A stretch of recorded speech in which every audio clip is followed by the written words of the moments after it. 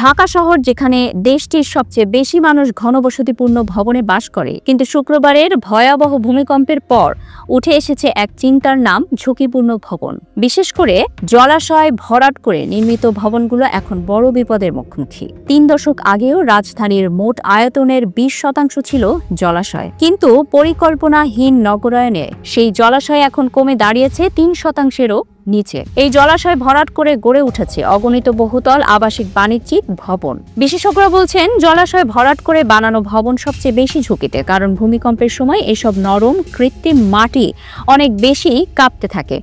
ভবনগুলো স্থিতিশীলতা হারায়। ভূমিকম্প পর্যবেক্ষণ কেন্দ্রের ভারপ্রাপ্ত কর্মকর্তা রুবাইয়াত কবির বলেন, যে জায়গায় পুরনো শক্ত মাটি থাকে সেখানে ক্ষতি কম হয়, কিন্তু ডোবানালা বা জলাশয় ভরাট করা জায়গায় ভূমিকম্প হলে ক্ষতি 3 থেকে 5 গুণ বেশি। ঢাকার সব অবকাঠামোর মূল্যায়ন এখনই করা জরুরি জানিয়ে নগর পরিকল্পনাবিদেরা বলছে, ঝুঁকিপূর্ণ ভবন ভেঙে নতুন করে বানাতে হবে। জলাশয় ভরাট করে আর কোনো নতুন স্থাপনা যাতে না হয় তা নিশ্চিত করতে হবে রাজুককেই। নগর পরিকল্পনাবিদ ডক্টর আক্তার মাহমুদ বলেন, কোন ভবন সহনীয় আর কোনটি বেশি ঝুঁকিপূর্ণ এভাবে দ্রুত শ্রেণীভুক্ত করতে হবে। বেশি ঝুঁকিপূর্ণ ভবনগুলো ভেঙেই নতুন করে নির্মাণ করতে হবে। রাজধানী উন্নয়ন কর্তৃপক্ষের তথ্য, টাঙ্গাইলের মধুপুর ফল্টে যদি 6.9 মাত্রার ভূমিকম্প হয়, তাহলে ঢাকার প্রায় 8.5 থেকে 14 লাখ ভবন ধসে পড়বে, যা মোট ভবনের প্রায় 40 থেকে 64%।